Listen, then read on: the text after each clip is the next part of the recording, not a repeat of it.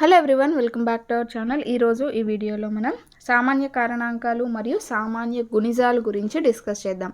So already కారణాంకాలు గుణిజాలు అంటే ఏంటో వాటి గురించి బేసిక్స్ అన్ని మనం డిస్కస్ చేసుకున్నాం. అయితే ఇక్కడ చూసుకుంటే జతలుగా తీసుకున్న కొన్ని సంఖ్యల కారణాంకాలను గమనించండి అని ఇచ్చాడు. 4 మరియు 18 యొక్క కారణాంకాలు ఏవి అని అన్నారు.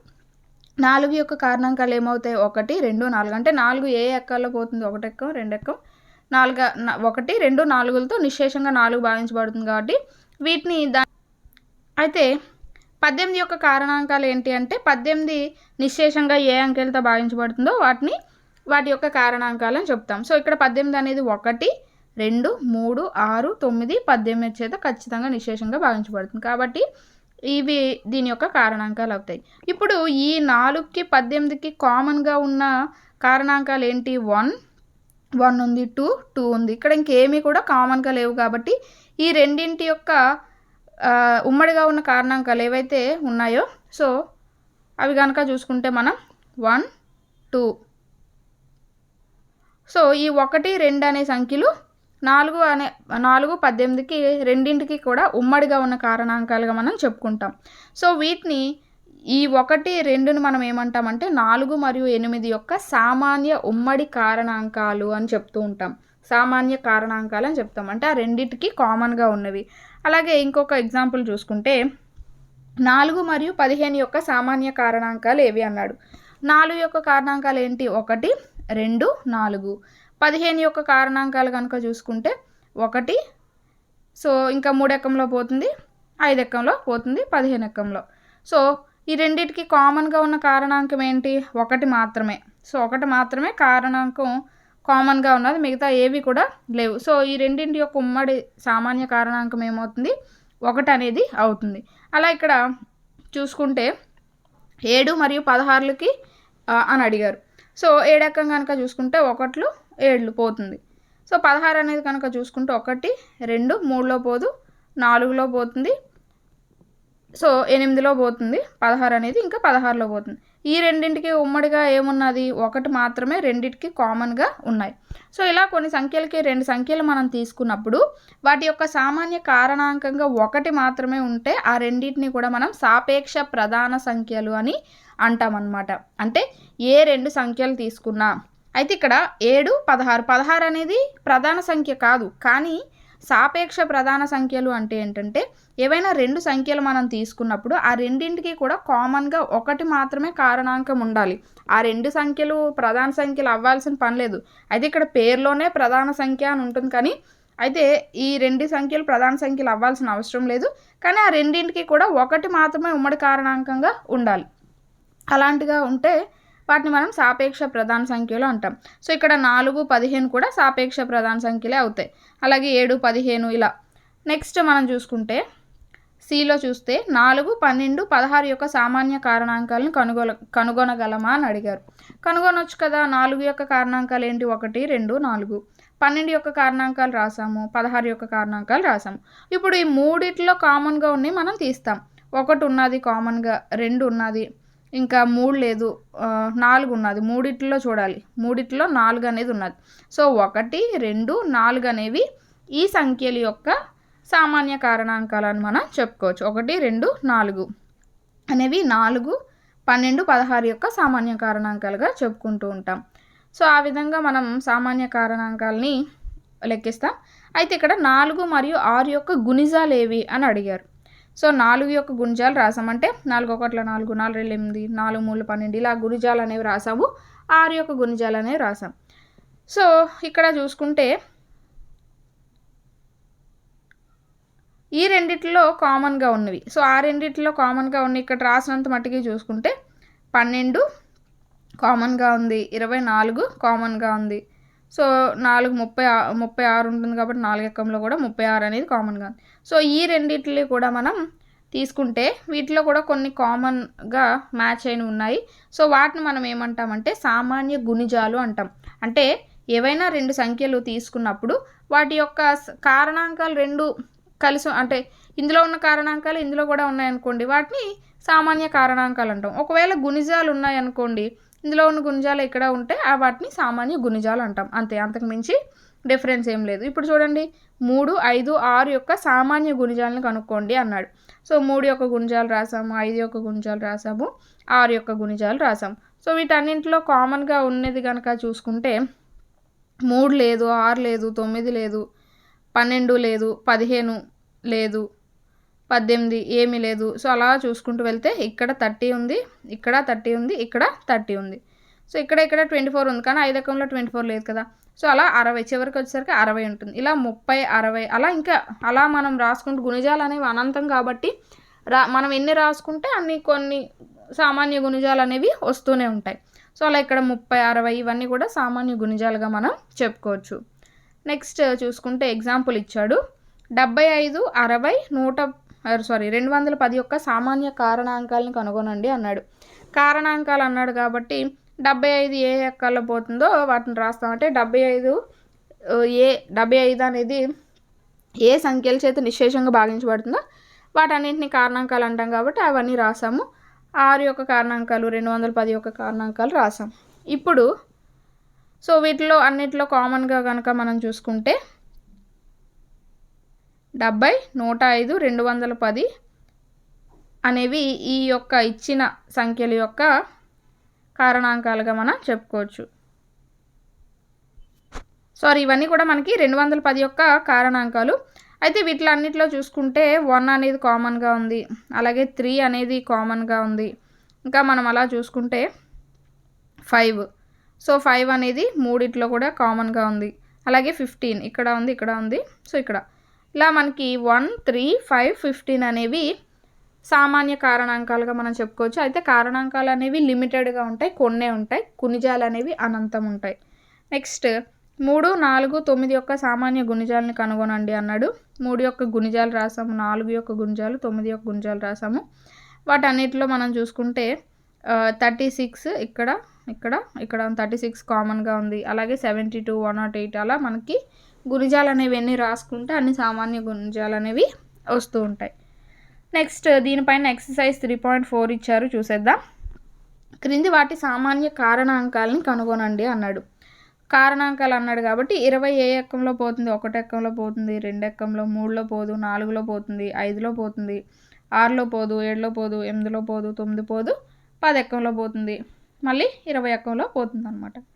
సో ఇక్కడ చూసుకుంటే క్రింది వాటి సామాన్య కారణాంకాలు కనుక్కోమన్నాడు. 28 కనుక చూసుకుంటే 1, అలాగే 2, 3లో పోదు, 4లో పోతుంది, 5లో పోదు, 6లో పోదు, 7లో పోతుంది, 8లో పోదు, 9లో పోదు, ఇంకా మళ్ళీ 14లో పోతుంది, అలాగే 28. సో వీటిలో కామన్గా ఉన్నాయి కనుక మనం చూసుకుంటే 1,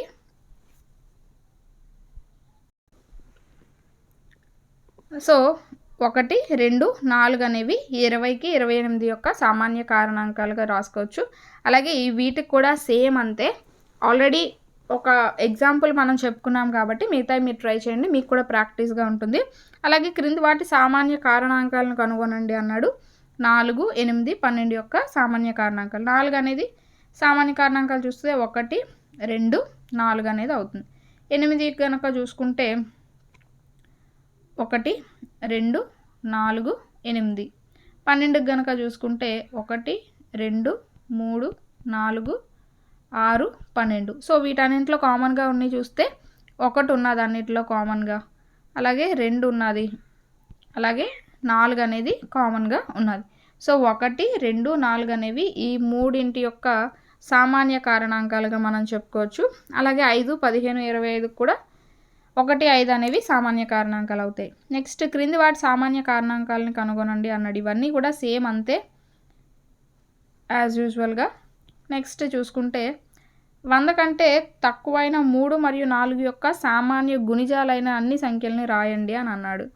సో 3, 4 యొక్క సామాన్య గుణిజాలు అంటే 3 యొక్క గుణిజాలన్నీ మనం రాసుకుంటూ వెళ్తాం, 4 యొక్క గుణిజాలన్నీ రాసుకుంటూ వెళ్తాం. అవి ఎంత తక్కువ ఉండాలట? 100 కంటే తక్కువగా ఉండాలట. సో అలా తక్కువగా ఉన్న వరకు రాసుకుంటూ వెళ్తాము. ఆ రెండిట్లో కామన్గా ఉన్నవేంటో మనల్ని రాయమన్నారు. సామాన్య కారణాంకాలను అడిగాడు కాబట్టి సామాన్య గుణిజాలు అని అడిగారు కాబట్టి ఆ గుణిజాలు రాస్తాం. మనకి 3 ఎక్కంలో 12 వస్తుంది, 4 ఎక్కంలో 12 వస్తుంది, అలాగే 24, 36, 48, 60, 72, 84, 96 ఇవన్నీ కూడా 3, 4 యొక్క సామాన్య గుణిజాలు, ఎంతకంటే 100 కంటే తక్కువైనవి. నెక్స్ట్ క్రింది వాటిలో ఏ సంఖ్యలు సాపేక్ష ప్రధానాలు అని అడిగారు. సాపేక్ష ప్రధాన సంఖ్యలు అంటే ఏంటి? 2 సంఖ్యలు మనం తీసుకుంటే ఆ రెండింటి యొక్క ఉమ్మడి కారణాంకంగా మనకి ఏముండాలి? 1 మాత్రమే ఉండాలన్నమాట. సో అలా ఉంటే వాటిని సాపేక్ష ప్రధాన సంఖ్యలు అంటాం. ఇక్కడ 18కి 35కి సామాన్య కారణాంకం 1, 15కి 37కి 1, 216, 215కి కూడా 1 ఉంటుంది, 81, 16కి కూడా సామాన్య కారణాంకం 1 ఉంటుంది. కాబట్టి ఇవన్నీ కూడా మనకి సాపేక్ష ప్రధాన సంఖ్యలు అనేవి అవుతాయి. నెక్స్ట్ ఒక సంఖ్య 5 మరియు 12 రెండింటిచే భాగించబడుతుంది. ఆ సంఖ్య మరి ఏ ఇతర సంఖ్య చేత ఎల్లప్పుడూ భాగించబడుతుంది అని అంటున్నారు. సో ఇప్పుడు 5, 12 అనే 2 సంఖ్యల చేత ఒక సంఖ్య అనేది భాగించబడుతుందట. సో ఆ రెండింటి చేత భాగించబడుతుంది అంటే దాని యొక్క ఆ సంఖ్య అనేది ఏ సంఖ్యకి కారణాంకంగా ఉన్నదో వాటి చేత కూడా ఆ సంఖ్య అనేది భాగించబడుతుంది. ఇప్పుడు 60 అనేది తీసుకుంటే 60కి గల కారణాంకాలు ఏంటి? 5, 12. సో 5, 12 చేత ఒక సంఖ్య భాగించబడుతుంది అంటే ఆ సంఖ్య ఈ 60 చేత కూడా భాగించబడుతుంది అన్నమాట. సో ఆ విధంగా ఇక్కడ ఇచ్చారు. సో 5, 12 చేత భాగించబడితే 60 చేత కూడా భాగించబడుతుంది. నెక్స్ట్ ఒక సంఖ్య 12తో భాగించబడుతుందట. ఆ సంఖ్య మళ్ళీ ఏ ఇతర సంఖ్యల చేత భాగించబడుతుందో అని అడుగుతున్నారు. ఇప్పుడు ఒక సంఖ్య అనేది సపోజ్ ఏ అనేది ఒక సంఖ్య అనుకోండి. ఏ అనే సంఖ్య 12 చేత భాగించబడుతుందట.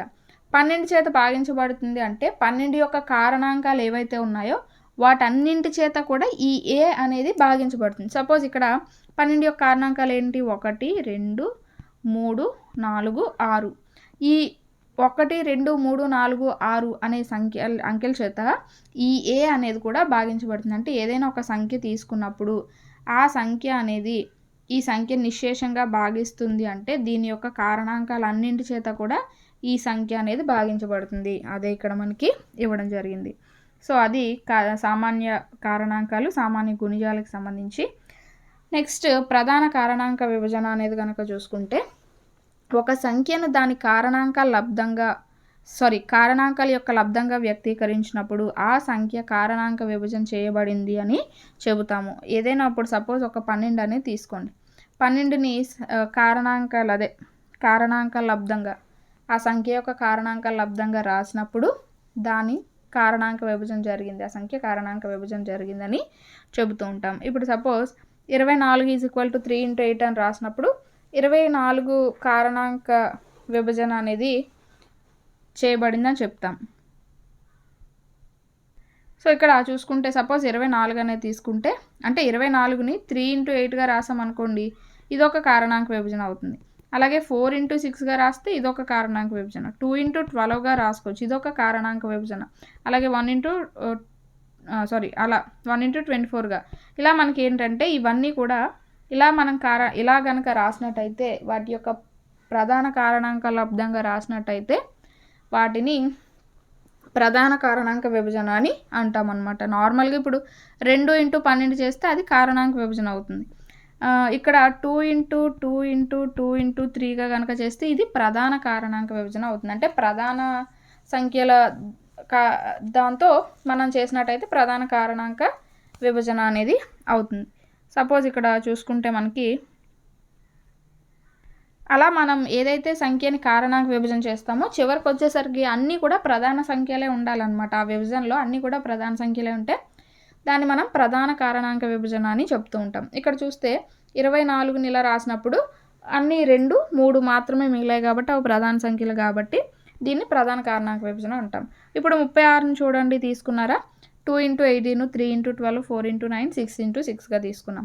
మళ్ళీ ఈ 18ని 2 × 9గా రాసుకున్నాం, 12ని 3 × 4గా, అలాగే 4ని 2 × 2గా, 6ని 2 × 3గా రాసుకున్నాం. మళ్ళీ ఇక్కడ ఇంకా 9 ఉంది, 9ని 3 × 3గా రాసుకోవచ్చు కదా, 4ని 2 × 2గా రాసుకోవచ్చు, 9ని 3 × 3, 6ని 2 × 3గా రాసుకోవచ్చు. సో ఇక్కడ చూసుకుంటే చివరికి వచ్చేసరికి మనకి 2, 3 మాత్రమే ఉన్నాయి. సో ఇలా మనం 36ని ప్రధాన కారణాంక విభజన ఏది అంటే 2 × 2 × 3 × 3గా మనం రాసుకోవచ్చు. ఇది 36 యొక్క ప్రధాన కారణాంక విభజన అని మనం చెప్పుకోవచ్చు. సో ఇది ప్రధాన కారణాంక విభజనకి సంబంధించి. అలాగే ప్రధాన కారణాంక వృక్షం. సో ఇప్పుడు ఇలా మనం కనుక వేసుకున్నట్టయితే ఒక ఫ్లో చార్ట్ లాగా దాన్ని మనం కారణాంక వృక్షం అని అంటాం. ఇప్పుడు 90 అనేది తీసుకున్నారు, 10 9ల 90.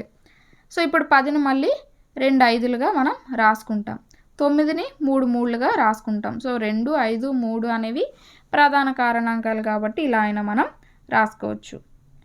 నెక్స్ట్ కనుక చూసుకుంటే ఎగ్జాంపుల్స్ ఇచ్చాడు దీనిపైన. 980 యొక్క ప్రధాన కారణాంక విభజనని కనుక్కోండి అని అన్నాడు. సో ఇప్పుడు 980 సంఖ్యలు. సో ఇలా మనం ఈ 980ని ఇలా 2 చేత అలా మనం ప్రధాన కారణాంకాలతో భాగిస్తూ వచ్చినట్టయితే ప్రధాన కారణాంక విభజన అనేది వస్తుంది. 2 × 2 × 5 × 7 × 7 అనేది దాని యొక్క ప్రధాన కారణాంక విభజన అవుతుంది. అది ఎలా అంటే ఇలా మనము ఇలా అయినా చేయొచ్చు, వృక్షం రూపంలో అయినా వేసుకొని చేయొచ్చు, లేదా ఇంటూ చేసాం కదంటే ఇప్పుడు సపోజ్ 12 ఉన్నది అంటే దాన్ని ఈజీగా ఇలా మనం రాసిస్తాం 2 × 2 × సంథింగ్ అలా. కానీ ఇక్కడ ఇలా 980 ఇచ్చినప్పుడు మనం పెద్ద సంఖ్య కాబట్టి అలా చేయలేం కదా. సో అప్పుడు ఇలా మనం భాగహార రూపంలో వేసుకుంటాం. 2 × 490, 2 × 245, అలాగే 5 × 49, 7 7s are 49, 7 1s are 7. ఇలా ఇప్పుడు 2 × 2 × 5 × 7 × 7 అనేది దాని యొక్క ప్రధాన కారణాంక విభజన అనేది అవుతుంది. అదే ఇక్కడ మనకి ఇచ్చారు. నెక్స్ట్ మనం ఎక్సర్సైజ్ 3.5 గురించి డిస్కస్ చేద్దాం. సో ఇక్కడ మనం ఎక్సర్సైజ్ 3.5 కనుక చూసుకుంటే ఇక్కడ 60కి 2 వేర్వేరు కారణాంక వృక్షాలు ఉన్నాయి, లోపించిన సంఖ్యలను రాయండి అని అన్నాడు. సో 60కి గల కారణాంకాలు చూసుకుంటే 6 10ల 60. సో 6ని మళ్ళీ 2 × 3గా 2 3ల 6గా మనం రాసుకుంటాం. 10ని 5 రెళ్ళు 10గా మనం రాసుకుంటాం. సో ఇక్కడ 3 ఇక్కడ 2 అనేది వస్తుంది. అలాగే కిందన కనుక చూసుకుంటే 30 రెళ్ళ 60 అనేది అవుతుంది. సో ఇక్కడ 2 అనేది వస్తుంది. అలాగే 30ని మళ్ళీ 10 3ల 30గా రాసుకుంటాం. మళ్ళీ 10ని ఇక్కడ 5 రెళ్ళు 10గా రాసుకుంటాం. ఇలా మనకి లోపించిన సంఖ్యల్ని రాసుకోవచ్చు. సో ఇక్కడ ఏమన్నాడంటే సంయుక్త సంఖ్య యొక్క ప్రధాన కారణాంక విభజనలో ఏ కారణాంకాలు చేర్చబడలేదు అని అన్నాడు. సో ఇప్పుడు మనం ఇక్కడ 60 అనేది తీసుకున్నాం. సో 60 అనేది ఒక సంయుక్త సంఖ్య కాబట్టి సో అందులో మనకి ఏ కారణాంకాలు చేర్చబడలేదు అంటే 1 చేర్చబడలేదు, అలాగే సేమ్ అదే సంఖ్య. ఇప్పుడు ఇక్కడ 10 2 × 5గా మనం రాసుకున్నాం. సో 10 2 5లు 10గా రాసుకున్నాం. ఇక్కడ 10 రెళ్ళ 10 3ల 30, 30 రెళ్ళ 60. సో ఇక్కడ అన్నీ చూసుకుంటే మనకి 1 అదే సంఖ్య అనేది చేర్చబడలేదు, ప్రధాన సంఖ్యలు మాత్రమే ఉన్నాయన్నమాట.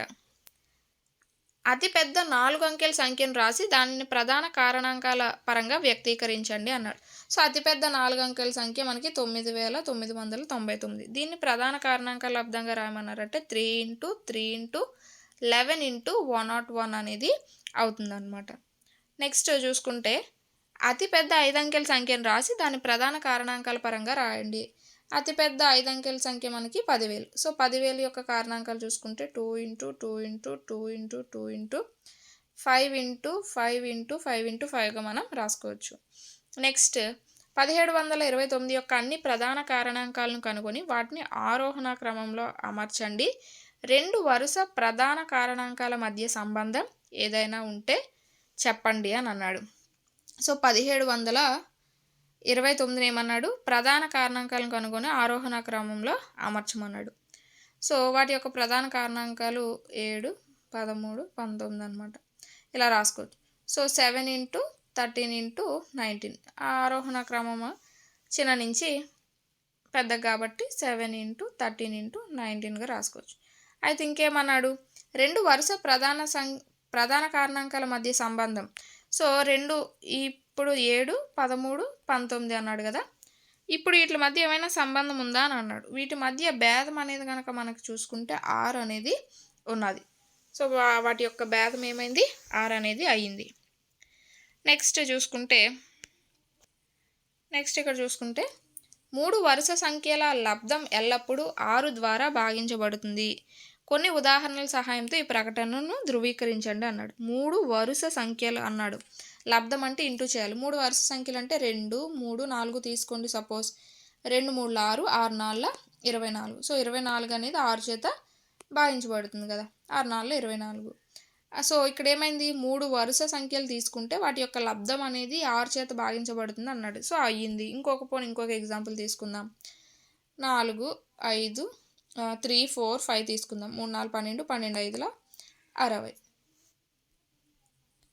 సో ఇక్కడ 60 అనేది కూడా 6 చేత భాగించబడుతుంది కాబట్టి ఇది కూడా క్వాలిఫై అయింది. అంటే 3 వరుస సంఖ్యల లబ్ధం ఎప్పుడు కూడా 6 చేత భాగించబడుతుంది. అలాగే ఏడోది కనుక చూసుకుంటే 2 వరుస బేసి సంఖ్యల మొత్తం అన్నాడు. సో ఏవైనా 2 బేసి సంఖ్యలు తీసుకోండి. సపోజ్ 3 + 5 తీసుకుందాం. ఇక్కడ మొత్తం అంటే ప్లస్ చేయాలి, లబ్ధం అంటే ఇంటూ చేయాలి. 2 వరుస అన్నాడు. ఇప్పుడు వరుస అంటే పక్కన అనమాట, 3 5 అలా. సో ఇప్పుడు 2 వరుస బేస్ సంఖ్యలు మొత్తం 4 ద్వారా భాగించబడుతుంది అన్నాడు. 3 + 5 ఎంత, 8. 8 4 చేత భాగించబడుతుంది కదా.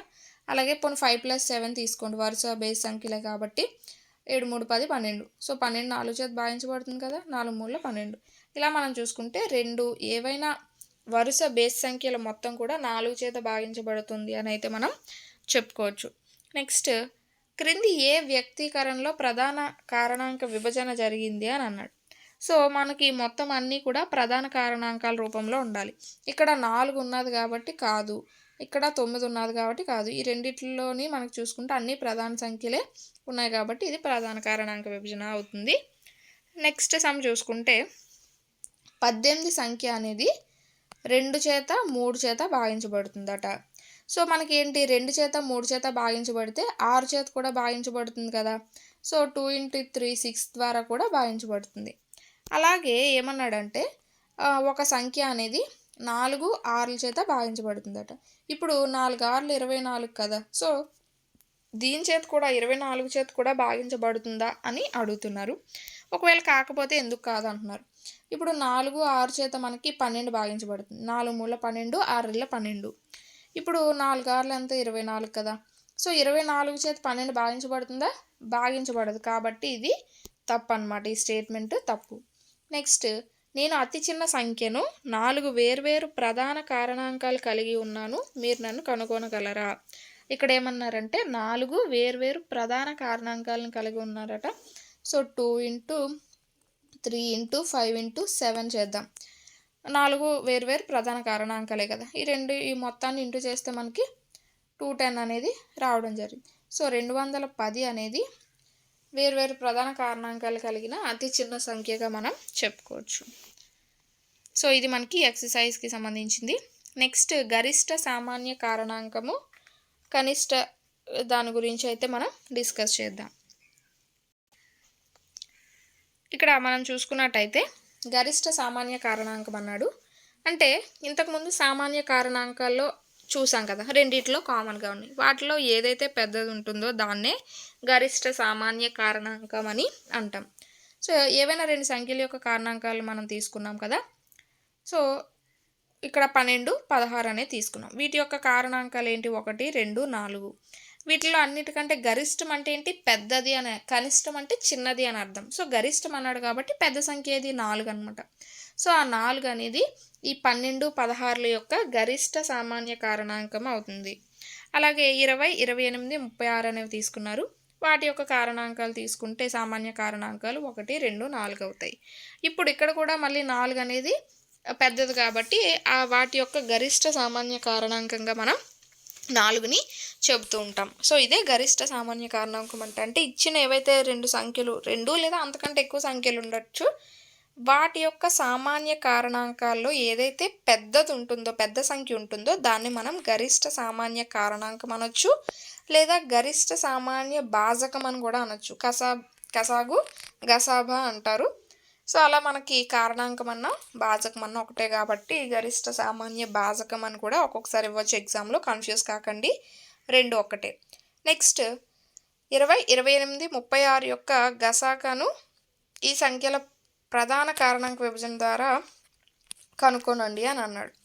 20 28 36 యొక్క గరిష్ట సామాన్య కారణాంకాన్ని ప్రధాన కారణాంకాల పద్ధతి అంటే భాగహార పద్ధతిలో కనుక్కోమన్నాడు అనమాట. సో ఇప్పుడు వీటిని ప్రధాన కారణాంక విభజన చేసినప్పుడు 2 × 2 × 5, 2 × 2 × 7, 2 × 2 × 3 × 3గా వచ్చింది. ఇప్పుడు వీటిల్లో మనకి సామాన్య కారణాంకాలు ఏవి చూసుకుంటే 2 అనేది, సో మూడిట్లో ఉన్నవేంటి 2 అనేది సామాన్య కారణాంకం కాబట్టి, అయితే ఇక్కడ 2 అనేది 2 సార్లు వచ్చింది కాబట్టి మనం ఇంటూ చేస్తాం, 2 × 2 అనేది చేస్తాం. సో 4 అనేది వచ్చింది. సో 4 అనేది వాటి యొక్క గరిష్ట సామాన్య కారణాంకం అనేది అవుతుంది. ఒకవేళ కామన్గా మనకి 3 టైమ్స్ ఇలా వచ్చింది అనుకోండి, 2 × 4, 4 × 8, ఇలాగ మనకి అది దాని యొక్క గరిష్ట సామాన్య కారణాంకం అవుతుంది. అదే మనకి గరిష్ట సామాన్య కారణాంకంకి సంబంధించి. అయితే క్రింది సంఖ్యల గసాక కనుగొనండి అని అన్నాడు. సో ఇక్కడ వీటన్నింటికి సామాన్య కారణాంకాలు కనుక్కొని వాటిలో పెద్దది ఏదో మనం డిసైడ్ చేయాలి. ఇప్పుడు 1848కి గరిష్ట సామాన్య కారణాంకం వచ్చి 6 అవుతుంది. అలాగే 3042కి 6. వాటి యొక్క కారణాంకాలు కనుక్కోవడం ఆల్రెడీ మీకు తెలిసిందే కదా, ఇంతకుముందు క్లాస్లో డిస్కస్ చేసాం. సో అది మీరు చేయండి.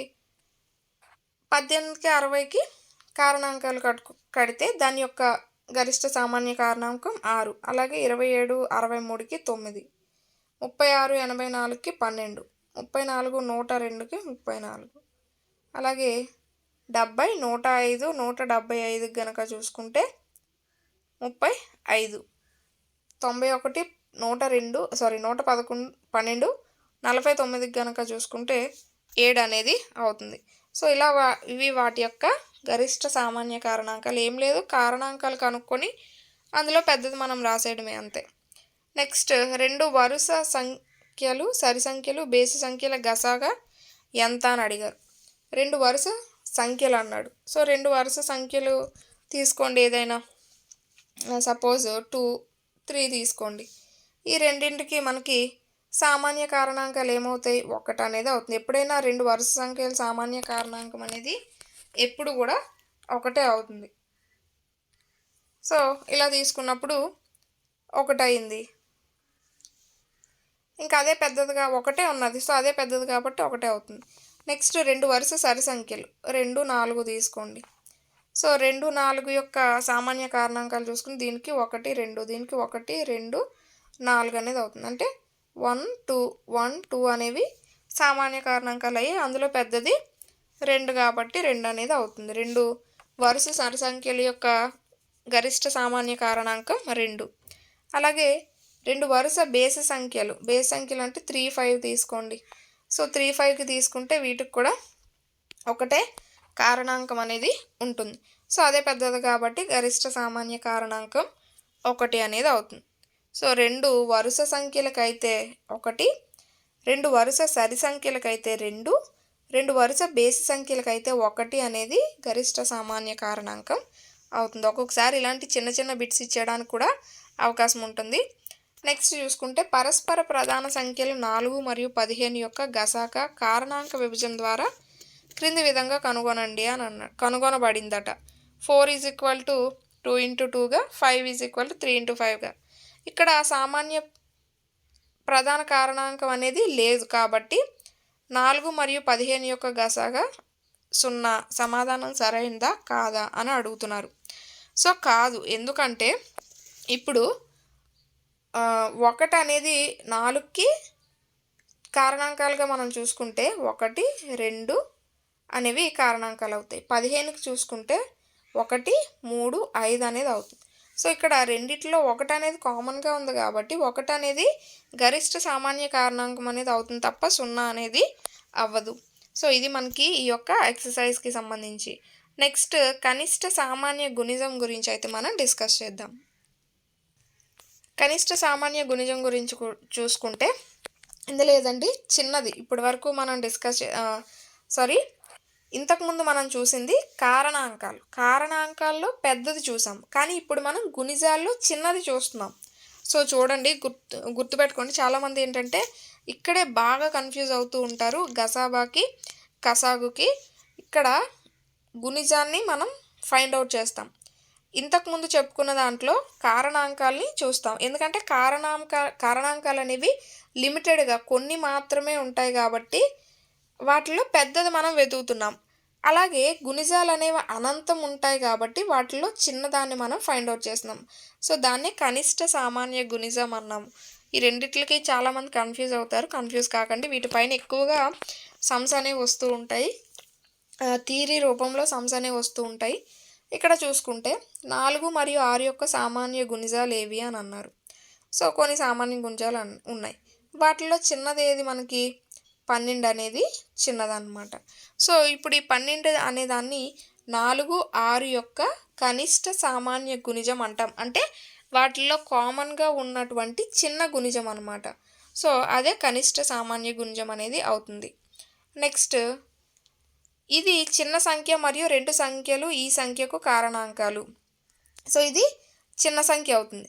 ఆ సంఖ్యకి ఈ ఏవైతే మిగిలిన 2 ఫస్ట్ మనం చెప్పుకున్న 2 సంఖ్యలు ఉన్నాయో అవి కారణాంకాలు అవుతాయన్నమాట.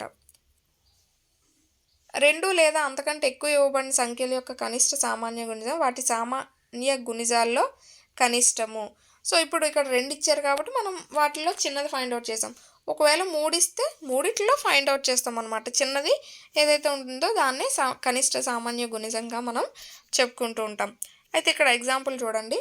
2 మరియు 18 యొక్క కసాగును కనుగొనండి అని అన్నారు.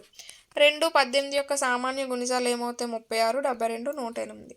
సో, వీటిలో చిన్నది 36 కాబట్టి 36 అనేది దీని యొక్క కసాగు అవుతుంది. అయితే ఇక్కడ నార్మల్గా చిన్న సంఖ్యలు ఇచ్చారు కాబట్టి ఈజీగా మనం ఫైండ్ ఔట్ చేస్తున్నాం. దాన్ని ఫైండ్ ఔట్ చేయడానికి ప్రధాన కారణాంక విభజన ద్వారా కూడా మనం చేయొచ్చు. ఇప్పుడు 12 యొక్క ప్రధాన కారణాంక విభజన చేసాం. 18 యొక్క ప్రధాన కారణాంక విభజన అనేది చేసాం. సో, ఈ రెండింటిలో కూడా మనకి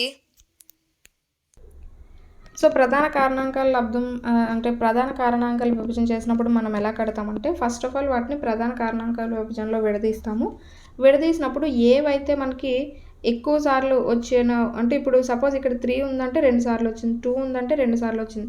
సో, వాటన్నింటినీ కూడా మనం ఇంటూ చేస్తాం. అంటే 2 × 2 × 3 × 3గా మనం చేస్తాం. సో, అప్పుడు 36 అనేది వచ్చింది. సో, 36 అనేది వాటి యొక్క కనిష్ట సామాన్య గుణిజంగా మనం ఫైండ్ ఔట్ చేయొచ్చు. ఈ పద్ధతిలో కనుక ఫైండ్ ఔట్ చేస్తే ఈజీగా మనం కనుక్కోవచ్చు అనమాట. నెక్స్ట్ ఇంకొక ఎగ్జాంపుల్ చూస్తే 24, 90 యొక్క కసాగును కనుగొనండి అన్నాడు. 24కి 2 × 2 × 2 × 3గా రాసాం. అలాగే ఇక్కడ 2 × 3 × 3 × 5గా రాసాం. సో, ఇక్కడ మనకి 2 అనేది ఎక్కువ సార్లు వచ్చింది కాబట్టి దాన్ని రాస్తాం. 3 అనేది ఎక్కువ సార్లు వచ్చింది కాబట్టి 3 అనేది 3 × 3గా రాస్తాం. సో, వాటన్నింటిని ఇంటూ చేస్తే మనకి 360 అనేది రావడం జరిగింది. 24కి 90 యొక్క కనిష్ట సామాన్య గుణిజాన్ని 360గా మనం చెప్పుకోవచ్చు. అలాగే ఇంకొక ఎగ్జాంపుల్ చూస్తే ఒక్కొక్కసారి మనకి 3 నెంబర్స్ కూడా ఇస్తాడు. 40, 48, 45 ఇచ్చాడు. వాటి యొక్క కసాగును కనుక్కోమన్నాడు. ప్రధాన కారణాంకాలు లబ్ధంగా రాసాం. ఇప్పుడు ఇందులో 3 × 2 వచ్చింది, 4 × 2 వచ్చింది, ఇక్కడ 2 × 3 అనేది వచ్చింది. సో ఇక్కడ మనం చూసుకుంటే ప్రతి దాంట్లో చూస్తే 4 సార్లు 2 అనేది వచ్చింది. అలాగే 2 సార్లు 3 అనేది వచ్చింది. 5 కనుక చూసుకుంటే ఒకసారే వచ్చింది. సో, ఇప్పుడు వాటన్నింటినీ మనం ఇంటూ చేస్తామన్నమాట. 2 × 2 × 2 × 2 3 × 3 5. సో, మొత్తం ఇంటూ చేస్తే 720. సో, ఇక్కడ 720 అనేది దాని యొక్క ప్రధాన కనిష్ట సామాన్య గుణిజంగా మనం చెప్పుకోవచ్చు. ఇలా ఫైండ్ ఔట్ చేయొచ్చు. లేదంటే మనకి ఇంకొక విధంగా కూడా చేయొచ్చు. 20, 25, 30. సో, ఇది మనకి ఈజీగా అనిపిస్తూ ఉంటుంది. చాలా ఎక్కువ మంది ఈ విధంగానే కసాగు చేస్తూ ఉంటారు. 20, 25, 30. సో, దీన్ని మనం ప్రధాన కారణాంకాల భాగహార రూపంలో కనుక చేసినట్టయితే సో, ఇక్కడ చూస్తే 2 × 2 × 3 × 5 × 5. సో, చేస్తే మనకి ఆన్సర్ అనేది రావడం జరుగుతుంది. సో, వీటిపైన కొన్ని ఎగ్జాంపుల్స్ కనుక చూస్తే వీటిని మనం నిత్య జీవితంలో ఏ విధంగా ఈ గసాబా కసాగుని ఉపయోగిస్తాము అనే దానిపైన కూడా ఇక్కడ ఇచ్చారు. ఎగ్జాంపుల్ చూస్తే 2 ట్యాంకర్లలో వరుసగా 850 లీటర్లు 680 లీటర్ల కిరోసిన్ నూనె ఉంటుందట. 2 ట్యాంకర్ల కిరోసిన్ నూనెను ఖచ్చితమైన సార్లు కొలవగల పాత్ర యొక్క గరిష్ట సామర్థ్యాన్ని కనుగొనండి. సో, ఎప్పుడైతే సమ్లో గరిష్టాన్ని ఇస్తాడో మనం గసాబాను కనుక్కోవాలి. కనిష్టాన్ని ఇస్తాడో అప్పుడు కసాగుని కనుక్కోవాలన్నమాట. అదొక్కటే హింట్. సో, ఇక్కడ గరిష్ట అన్నాడు కాబట్టి ఆ నెంబర్స్ తీసుకుంటాం 850, 680. వాటి యొక్క ప్రధాన కారణాంక విభజన చేస్తాము. సో ఇప్పుడు రెండిట్లో కామన్గా ఉన్నది 2, 5, 17. సో ఆ యొక్క ఇంటూ చేస్తే మనకి గసాగా అనేది రావడం జరుగుతుంది. 2 × 5 × 17 చేస్తే 170. అంటే రెండు పాత్రలు కొలవగల గరిష్ట సామర్థ్యం ఎంత? 170 లీటర్లు అనమాట. నెక్స్ట్ ఎగ్జాంపుల్ చూస్తే, మార్నింగ్ వాక్లో 3 వ్యక్తులు కలిసి నడుస్తున్నారు. వారి అడుగుల కొలతలు వరుసగా 80, 85, 90 సెంటీమీటర్స్ ఉన్నాయట. కనీస దూరం ఎంత? కనీస అంటే కనిష్ట అని అర్థం అనమాట, కసాగు అని కనుక్కోవాలి. సో ఇప్పుడు చూసుకుంటే మనకి 80, 85, 90 వాటి యొక్క కసాగు ఏమవుతుంది? 12,240 అనేది అవుతుంది. నెక్స్ట్ సమ్ చూసుకుంటే 12, 16, 24, 36లచే భాగించబడినప్పుడు ప్రతిసారి శేషం 7 వచ్చే కనీస సంఖ్యను కనుక్కోనండి. ఇది మనకి చాలా చాలా ఇంపార్టెంట్ మోడలు. సో 12, 16, 24 కనీస అన్నాడు కాబట్టి కసాగు అనేది కనుక్కుంటాం. సో కసాగు అనేది కనుక్కుంటే మనకి 144 అనేది వచ్చింది. కానీ ఇక్కడ ప్రతిసారి శేషం 7 వచ్చేటట్టు అన్నాడు కాబట్టి ఇప్పుడు ఇది ఖచ్చితంగా పోతుంది. ఇప్పుడు అలా పోకుండా 7 ఎక్స్ట్రా రావాలంటే మనం +7 చేస్తాం. అంటే 151 వచ్చింది అనుకోండి, అప్పుడు ప్రతిసారి కూడా శేషం అనేది 7 వస్తుంది. కాబట్టి ఎప్పుడైతే శేషం 7 వచ్చే విధంగా అని అంటాడో అప్పుడు మనం ప్లస్ చేయాలన్నమాట. సో శేషం వచ్చే విధంగా అంటే వచ్చిన కసాగుకి మనం ప్లస్ చేస్తాం. ఈ విధంగా ఇచ్చారు. నెక్స్ట్ చూసుకుంటే, సో ఇక్కడ మనకి ఎక్సర్సైజ్ 3.7 గురించి కనుక చూసుకుంటే, రేణు 75 కిలోలు మరియు 69 కిలోల బరువున్న 2 బస్తాల ఎరువుల్ని కొనుగోలు చేసిందట. ఎరువుల బరువును ఖచ్చితమైన సార్లు కొలవగల గరిష్ట బరువు విలువను కనుగొనండి అన్నాడు. సో గరిష్ట అన్నాడు కాబట్టి 75 కిలోలు 69 కిలోలకి మనం చేస్తాము. సో ఈ రెండింటిని 3తో కనుక చేస్తే 325 323 మళ్ళీ ఇంక 2 పోవు కాబట్టి 3 అనేది మనకి గరిష్ట బరువు అనేది అవుతుంది. సో సెకండ్ వన్ కనుక చూసుకుంటే, 3 అబ్బాయిలు ఒకే స్థలం నుండి కలిసి నడక మొదలు పెట్టారట.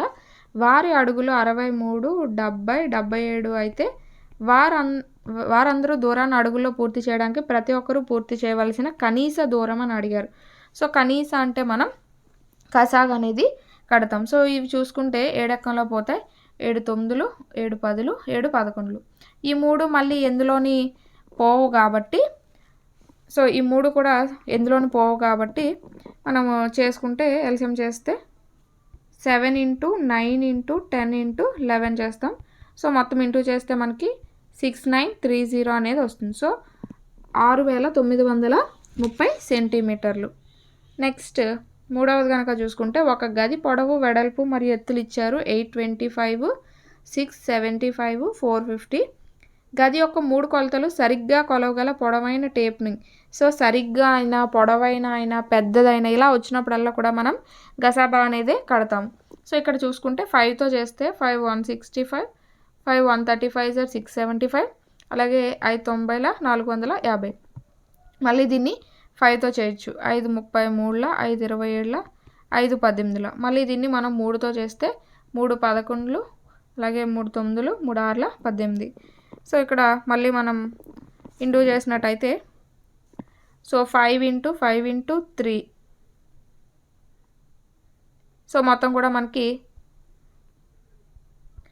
సో మిగతా 3 మనకి 11 కానీ 9 కానీ 6 కానీ 3 ఒకే ఎక్కంలో తెగట్లేదు కాబట్టి ఇంక మనకి 5 × 5 × 3 అనేది గసాబా అనేది అవుతుంది.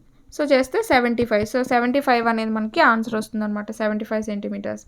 అలాగే 6, 8, 12చే ఖచ్చితంగా భాగించబడే అతి చిన్న 3 అంకెల సంఖ్యను నిర్ణయించండి అని అన్నాడు. సో అతి చిన్న 3 అంకెల సంఖ్య అని అన్నాడు కాబట్టి ఇక్కడ మనం కసాగ్ అనేది కడతాం. సో 6, 8, 12 చేస్తే మనకి 2 ఎక్కంలో 2 3, 2 4, 2 6, 12. మళ్ళీ 2తో చేస్తే 2 2, 2 3. సో ఇక్కడ మళ్ళీ 3తో కనుక చేస్తే 3 1 2 1 అనేది వస్తుంది. సో ఇప్పుడు మనం కనుక ఇంటూ చేసినట్టయితే 2 × 2 4, 4 × 3 12, 12 × 2 24. సో 24 అనేది మనకి ఎల్సిఎం 24 అనేది వచ్చింది. ఇప్పుడు ఇక్కడ ఏమన్నాడు, బా అంటే ఈ మూడింటిచే ఖచ్చితంగా భాగించబడే అతి చిన్న 3 అంకెల సంఖ్యను నిర్ణయించండి అన్నాడు. సో ఇప్పుడు 24 అనేది ఉన్నది.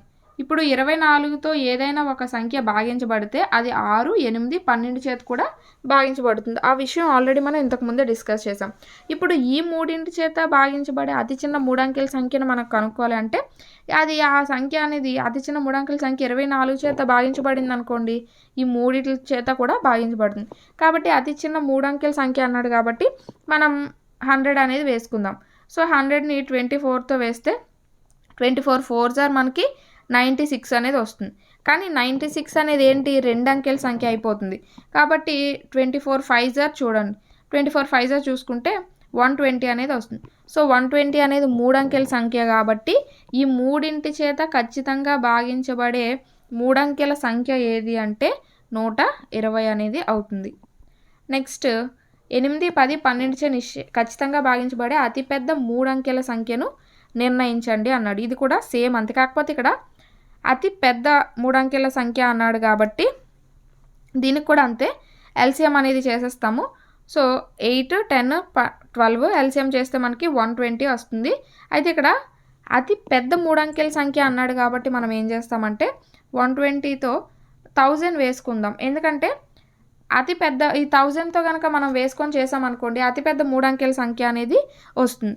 ఇప్పుడు 128 చేశారనుకోండి, సో 960 అనేది వస్తుంది.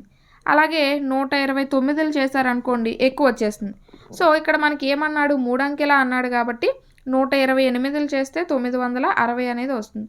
సో 960 అనేది ఈ మూడింటి చేత భాగించబడే అతిపెద్ద 3 అంకెల సంఖ్య అని మనం చెప్పుకోవచ్చు. నెక్స్ట్ 3 వేరువేరు రోడ్ క్రాసింగ్ల వద్ద ట్రాఫిక్ లైట్లు వరుసగా 48, 72, 108 సెకండ్ల తర్వాత మారుతాయట. ఉదయం 7 గంటలకు అవి ఏ కాలంలో మారితే మళ్ళీ ఏ సమయంలో మారుతాయని అడుగుతున్నారు. సో ఇప్పుడు ఈ మూడింటికి కూడా మనం ఎల్సిఎం అనేది చేస్తాము. ఎల్సిఎం చేస్తే మనకి 60 అనేది ఎల్సిఎంగా రావడం జరుగుతుంది.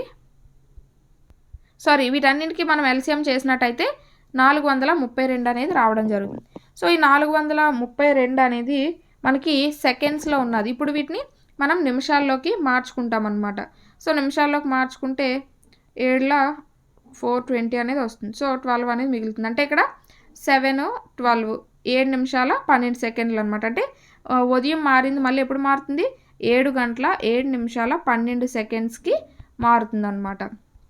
నెక్స్ట్ 3 ట్యాంకర్లలో వరుసగా 403, 434, 465 లీటర్ల డీజిల్ అనేది ఉన్నదట. 3 ట్యాంకర్ల డీజిల్ ఖచ్చితమైన సార్లు కొలవగల కంటైనర్ పాత్ర యొక్క గరిష్ట సామర్థ్యాన్ని కనుక్కోమన్నాడు. సో గరిష్ట అంటే తెలుసు కదా మనకి, గసాక. ఇవి మొత్తం కనుక చూసుకుంటే 31తో పోతాయి. 31, 13, 14, 15 పోతాయి అన్నమాట. సో మళ్ళీ మూడిట్లని కొలవగలే ఒకే ఎకంలో పోవు కాబట్టి ఇక మనకి గరిష్ట సామాన్య కారణాంకం ఏమవుతుందంటే 31 అనేది అవుతుంది.